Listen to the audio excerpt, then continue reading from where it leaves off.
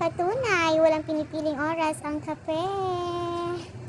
Sa kahit tirikan ng araw, ayan, kape pa more.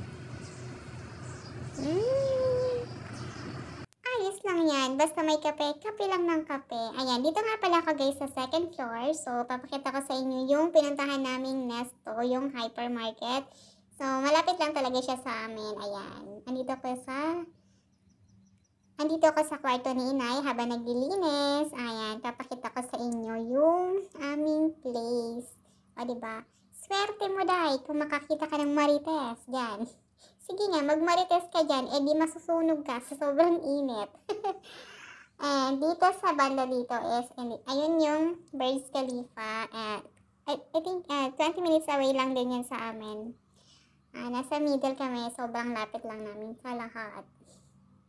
Ayan ang Dubai. Ayan ang aking working place. Sobrang nakakalungkot pag walang wifi.